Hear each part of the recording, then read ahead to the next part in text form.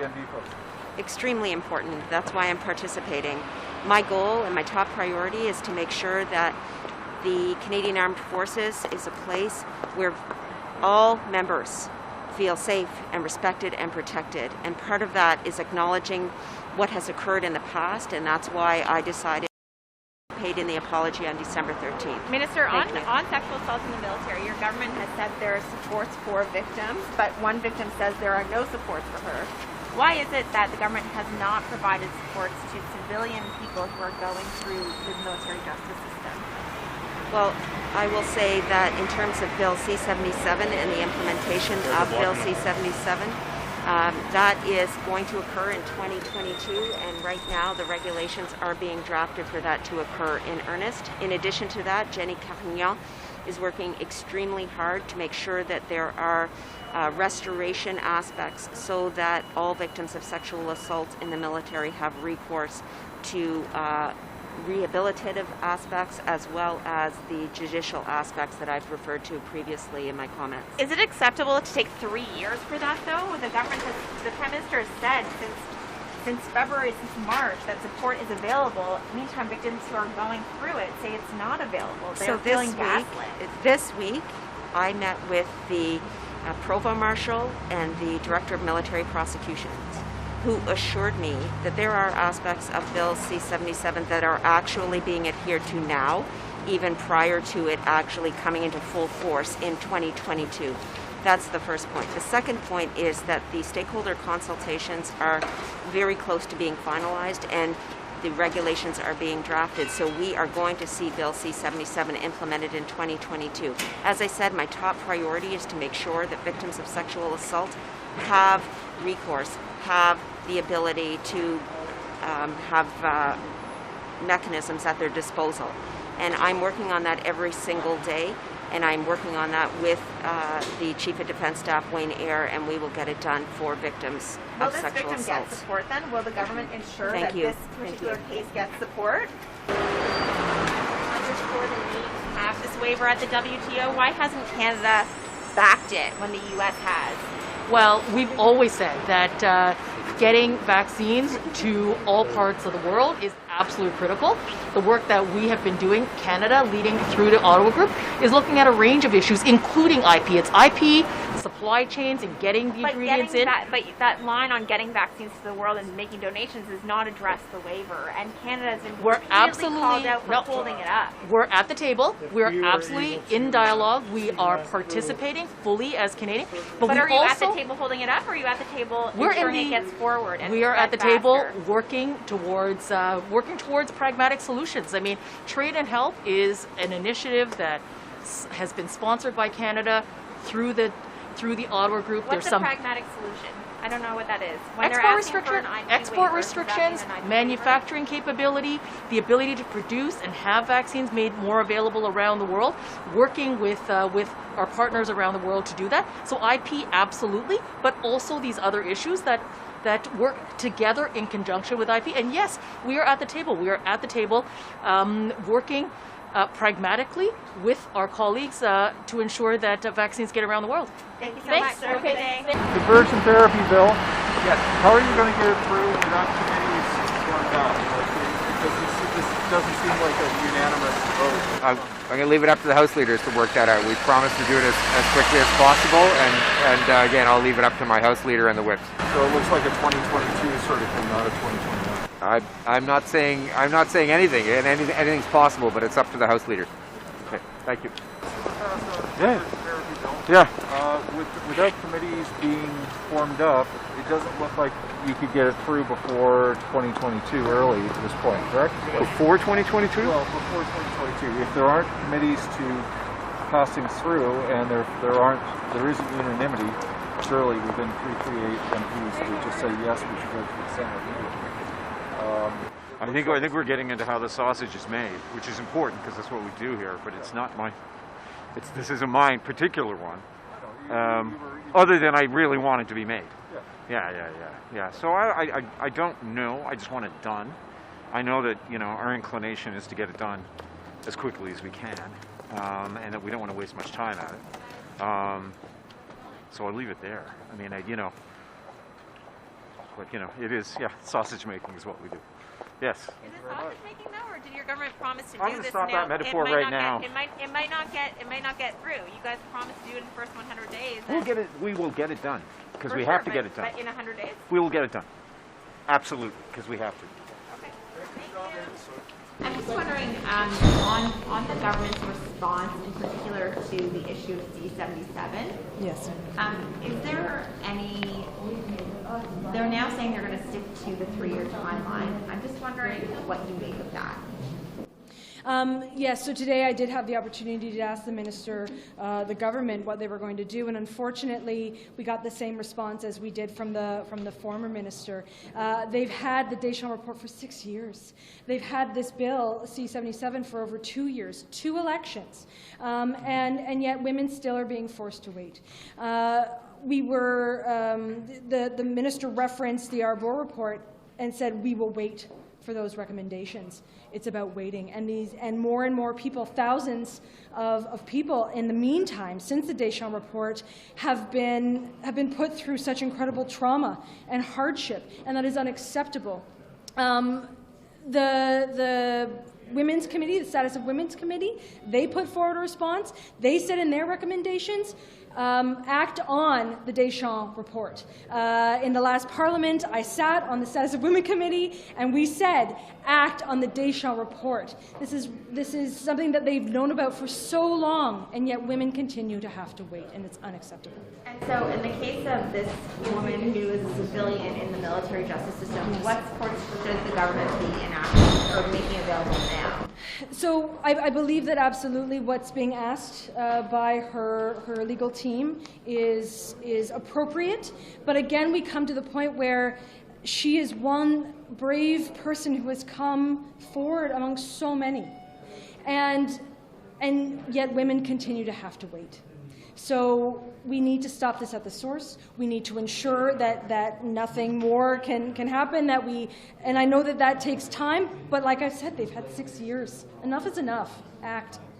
So what message do you take from the fact that the government is, as they say, waiting for the Arbour report now? You know what? There are so many things that this government waits on, and the suffering and the trauma. They don't seem to consider that enough to move, and I cannot understand why. We've seen this with the pay equity report as well, about laws that involve women and the justice that women deserve. It's continuous, and it has to stop. If they truly believe themselves to be a feminist government, it stops. It stops now. Thank you.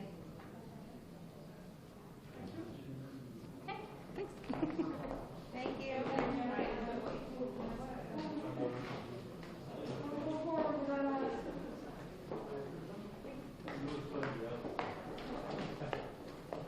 Oh, ah non, c'est pas mis dans la main. Bon, bonjour. Comme vous venez de le voir, les libéraux sont opposés à la motion que j'ai déposée. Tous les autres partis consentaient à cette motion-là. Je suis vraiment déçu. Je suis triste pour nos amis ouïghours qu'on soutient du mieux qu'on peut. Puis je suis un peu en colère aussi, là. Quand vous savez qu'il y a un génocide, quand vous dites qu'il y a un génocide, puis vous décidez de rien faire alors que vous en avez le pouvoir, moi, je me dis qu'indirectement, vous vous rendez complice de ce génocide-là. Puis en tout cas, ça en dit long sur votre échelle de valeur. Cette Chambre-là a reconnu en février dernier, de façon unanime, c'est une motion de Michael Chung, notre ami chez les conservateurs, a décrié le génocide présentement qui a lieu au Xinjiang sur la minorité ouïghour, les autres peuples turciques, par le régime chinois. Dans cette même motion-là qu'on avait amendée et qui avait été acceptée par les conservateurs, on demandait la relocalisation des Jeux de Pékin si la Chine continuait dans son délire génocidaire. Ça a été voté à l'unanimité. Donc, je comprends très mal la position des libéraux aujourd'hui de refuser cette motion-là. On a été transparent tout au long du processus. La résolution, ils l'ont eu entre les mains, là, le bureau du leader, 24 heures d'avance, mais il y a des députés libéraux qui l'ont depuis plusieurs jours parce que je fais des démarches transpartisanes pour que cette motion-là passe. On leur a même proposé, s'il y avait des modifications de texte à faire, de nous les envoyer, puis qu'on était ouvert à la discussion. À rien, même pas une proposition à rien. Erwin Cutler, à qui je parle régulièrement, l'ancien ministre de la Justice qui est très impliqué au niveau des droits de l'homme puis du groupe Wallenberg, a fait des appels auprès de certains députés libéraux. Et je sais que dans le caucus libéral, il y avait des gens qui étaient d'accord avec cette proposition-là. Ce que j'en comprends, c'est que ça venait donc d'en haut, du cabinet du premier ministre, et que le premier ministre, encore une fois, qui se fait le grand champion, se dit le grand champion des droits humains depuis qu'il est en poste, mais quand il a la chance d'agir, il se rassoit puis il ferme les yeux. C'est ça qu'on voit présentement. En 2015, il est arrivé en nous disant « on va changer l'image du Canada à l'international » après les années Harper. Qu'est-ce qu'on a vu du changement de l'image du Canada à l'international? Quand il y a une chance de poser un geste, de prendre du leadership à l'international, il n'est pas capable de le faire. Et donc, moi, tout ce que j'ai vu présentement sur l'image à l'international, c'est M. Trudeau dans un costume folklorique en Inde. À part de ça, quand c'est le temps de poser des actions sérieuses, solides, importantes, bien, il se retrouve du mauvais côté de l'histoire, puis ça, on va s'en rappeler. Avez-vous, pourquoi, avez-vous des pistes d'explication, des raisons pour lesquelles on s'y oppose? Non, j'ai eu des discussions avec certains députés libéraux, dont un qui me disait à quel point les athlètes, et je suis d'accord que les athlètes mettent tous les efforts possibles pour les Jeux olympiques, mais si c'est ça la raison pour laquelle on s'est opposé à la motion aujourd'hui, ça n'a pas de sens. Premièrement, on ne demande pas un boycott de nos athlètes des Jeux, on demande de repousser les Jeux d'un an pour permettre à une mission d'observation sous l'égide de l'ONU de faire la lumière sur ce qui se passe au Xinjiang. Et en même temps, on nous dit qu'il ne faut pas utiliser les athlètes dans ce débat-là, mais c'est de dire, donc on laisse nos athlètes se faire utiliser par le régime chinois, qui est un régime génocidaire, tortionnaire, totalitaire, à faire des fins de propagande internationale puis de propagande domestique. C'est l'un ou l'autre, là. Et là, présentement, c'est le régime chinois qui va utiliser nos athlètes et les Jeux olympiques à des fins de politique internationale et de propagande au niveau domestique. Et c'est très triste que ces gens-là ne se rendent pas compte de ce qui est en train de se passer présentement. Et certains nous parlent d'un boycott diplomatique possible. Regardez ce que la Chine a dit aujourd'hui. C'était à prévoir, puis ça, je l'avais dit, je l'ai dit il y a quelques jours en entrevue, ce qu'ils vont faire, c'est qu'ils vont utiliser la pandémie pour dire, bien, nous, on ne peut pas avoir de délégation à l'international à cause de la pandémie, donc allez boycotter un événement où vous n'êtes pas invité, ça va être difficile. Ça va être très difficile. Ça venait d'où le nom là, à votre motion? Ça venait de quelle banquette? Là, ça vient des libéraux. Vous en êtes sûr? Convaincu, et ça, vous pouvez le demander à tous les députés conservateurs, tous les députés néo-démocrates, puis les Verts aussi. J'ai parlé avec Elisabeth, et tout le monde était consentant avec cette motion-là. Ils vont tous vous le dire. Ça vient des libéraux. Et moi, je suis en discussion avec tous les partis depuis une semaine.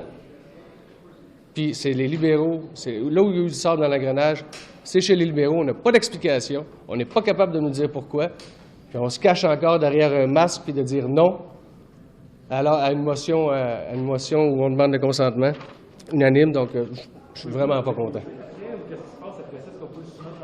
Moi, j'ai des amis à l'international qui regardaient ça, là.